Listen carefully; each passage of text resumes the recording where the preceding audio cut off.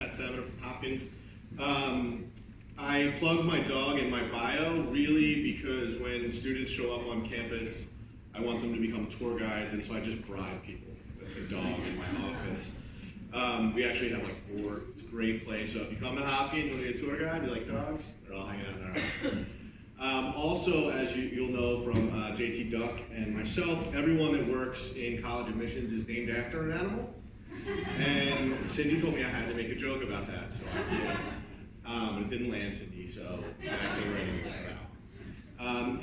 I'm going to talk a little bit about the other side of things, not so much you, but really about what we do, and the other side of this picture that maybe seems a bit mysterious to people. I hear oftentimes, especially working for a school with a lower admit rate, that it might feel random how we make decisions. It is not. I can assure you, it is very well thought out. And there is one number that is the most important number in this whole process. It is not the number that you think. It's not the SAT or ACT scores. It's not the number of colleges on your list. The most important number is, for us, is the number of beds that we have at our school. We can only have so many people. So I can only have, at the end of the day, 1,300 students enrolled at Hopkins each year. That's it. I don't know anywhere else to put them. I can't have any more kids. So that's what really guides a lot of what we do, is we have to think about that. JT talked about how we look at students, and we're trying to identify students who are community members. So we need bros who are video games who are going to come and connect with community.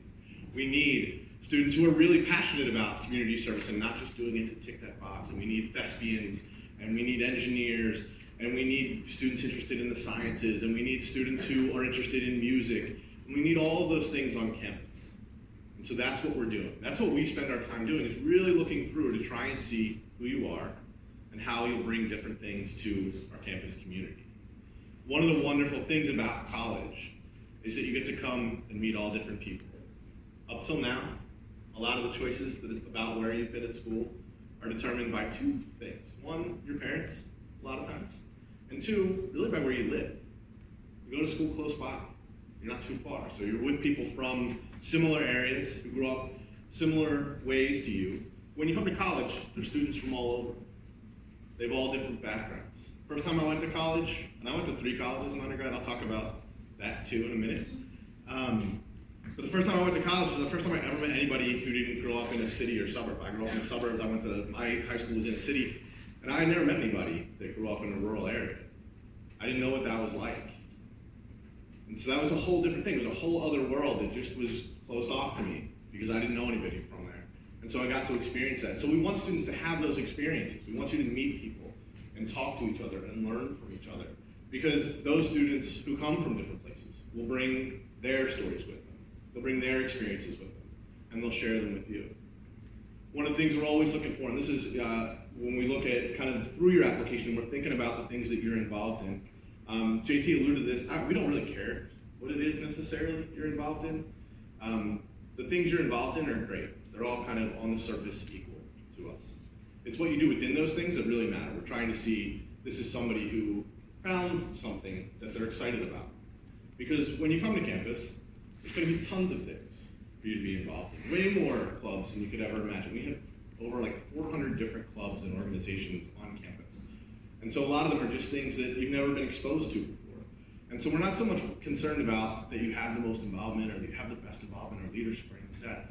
We're looking for elements of who you are to say this is somebody who is willing to connect with other people through things that they're excited about. I had a student one time write an essay about working for her school's dream team. She was just a member of the team. It's kind of a normal, club, nothing big about it. But she built a community garden at her school. She wrote her whole essay about it and what she had to do. We have a community garden at our school. So she wasn't going to come to Hopkins and build a community garden, but I looked at that and I said, this is somebody who went the extra mile, who found a club and was really interested in this thing, and she got other people on board, and she talked to the school board so she could get the space, and set up a work chart so they could take care of the stuff they were growing. And that's awesome, but we already have it. But what I could say in an admissions committee is, this is somebody who's going to come here, and they'll find something, and they'll go deeper, and they'll make that thing better, and they'll share the thing that they're excited about with other people. I don't know what she did while she was at Hopkins. She didn't come and work in my office, so I didn't get the rest of her story, but I was confident that she would come and do that. So we're always looking for the characteristics of who you are. And that's what we're trying to build within our communities. All different types of people with all different interests, all different backgrounds to come together and make a campus community. Because it is important to us that students have those experiences during their time in undergrad. And there's fun things, there's random things. We want funny people. So if you're funny when you're writing your essay, you can be funny in your essay. If you're not funny in your essay, don't be funny in your essay. Because we'll laugh, but it won't be as nice as you think. But I will tell you this right now that I've seen thousands upon thousands of applications. I'm getting ready to chair a committee for the next couple weeks, and I will see thousands more in the next couple weeks. And I have never once in my career left my office, gone to somebody else's office, and said, "Hey man, you gotta look at this test score," or "Hey man, you gotta look at this transcript." Like, that's not something that happens, nobody cares. But I will go and say, "Hey, you gotta read this essay. You gotta see this thing that this kid's involved." We do it all the time. We call each other like, "Hey, I know you're busy, you're reading apps, so I'm reading apps. Like, just take a look at this," because it's so exciting to just really see some of the things that students are interested in and really hear the stories that they tell. So when we turn to your essays, grades matter, they're important. Test scores matter, they're important. They don't matter as much as grades, grades always matter the most. But we also care about all the other things that are in there. Counselors are here, they're gonna help you, they'll help walk you through all of those things. The other part of this isn't a one-way street. I get to say, to some degree, that these are the students that are going to be admitted to Hopkins. But those students also get to say whether they want to come to Hopkins. Some do. More than that don't. Every year. So we want students to come that want to be at Hopkins. We want them to be excited. And so this is the other part of your experience, is figuring that out. I went to 3 colleges because I did not pick the right colleges. You know why? Because the conversation that I had with my parents went like this. My dad said, "You're going to college," and that was it. We never talked about it one iota after that. And so I went to a college because I had a friend that went to a college, and that was it. That was my whole process. And it was by far the wrong college. And then I was like, I just gotta get out. And I went to another college that was the wrong college. And then I took some time off, and I went back and found the right college. And I actually sat down and thought about it, and really thought about why I was going to school and what I wanted out of it. So your job is to hopefully not have to go through that experience. Find the school that is the good match for you. But while you go through this, take note. Talk to the people. Ask us, ask people that have my job, all the questions that you want to know about our schools. I know a lot about Hopkins. I know the different majors, I know the different opportunities that students have. So I can tell you all that. And I'll tell you that Hopkins is a great place. It is a wonderful place. It's an amazing place to continue your education. They pay me to say that. Talk to the students. Connect with students, ask them questions. Your counselors, I'm sure, can put you in touch with alumni from your school here that are at places that you'll be looking at in the future. When you come to a campus, you're gonna have the opportunity to interact with students. Oftentimes it'll be tour guides, sometimes they'll also be giving presentations. Take that opportunity, ask them the questions, because no matter what we think about our schools, those of us that work here, and I do really think all those things that happen, I think it's wonderful, but I'm not in class with the students, and I don't live in the dorms with the students, and I'm not hanging out, having lunch with the students. And I'm not going out on the weekends and hanging out with them off campus. I'm not doing any of that stuff.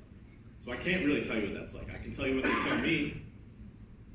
What they tell me isn't the whole truth, I'm sure. So ask them. Ask them what it's like. Because all the different colleges in this country are going to offer you wonderful opportunities. They will offer you great faculty that will be attentive to your needs. They will offer you opportunities inside and outside the classroom to achieve your goals and move forward. The thing that is different about all those colleges are the people that are there, the students that are there. Looking back, I can tell you that my peers made up so much more of my experience than I ever would have thought on the front end that they would. That I learned much more from them, both studying alongside them kind of formally, having conversations with them, growing up with them, than I would have ever thought on the front end, where I was just thinking, oh, the professors, and oh, this particular major, or this particular class is offered. It's the peers that really make the difference. So you want to go somewhere where you'll connect with the peers, where you'll find the opportunities to meet students who are like-minded, who are video game bros, who are interested in things that you're interested in and connecting with you on kind of those different levels. And we try to make sure that we have students of all types so that when you come can find kind of those students to learn from, to live with, all those things. So take the opportunity whenever you can to ask the students. When you're struggling, I'll just give you like 2 quick tips on how to talk to them. If you don't know the questions to ask them, that's totally fine. The first question you can ask, and this is a very easy one, and I would tell you every single college student has an answer to it, is how is the food on campus? It's important. You're gonna eat that food for 4 years. I have met and talked to colleagues of mine who made their decision based on the fast food restaurants that were on or near a college campus. That is not the best way to make a decision, but it is a way to make a decision. But talk to the students, because they'll really tell you, and it's a good way just to kind of get the ball rolling, especially, you're not really sure how to ask them about something. So that's the one thing. The other thing I would say is you're not necessarily, I know you guys are going to go out and you're going to visit schools, and you might not be able to visit every school that ultimately ends up on that list that you're making. But you can still connect with students. All of our students are online, just like you guys are. They all have Instagram accounts, they all have Snapchat accounts, all that stuff. And oftentimes, students in our different clubs will have outreach people. They want new people to join their clubs. And so you can connect with them online. Find some clubs that maybe sound interesting to you, things that you might want to join, and look and just see if that club has a contact. Might be an email, might be some social media account, and just say, hey, I'm a prospective student, and just wanted to hear your opinion on some of the things that you have going on at your school. And that's a good way to kind of start that engagement. The upshot of that, too, is if eventually you enroll, you already kind of have a contact there, somebody you can connect with when you first get onto campus, and somebody who has likely been there and can kind of show you the ropes. So I would encourage you to talk to the current students as much as possible in this process when the time comes, when you're at kind of that point where you're really seriously considering a school, because they'll give you a very different perspective than somebody who has our job and who looks at the school very much from a kind of top view. They're kind of right at the bottom in the midst of it all. So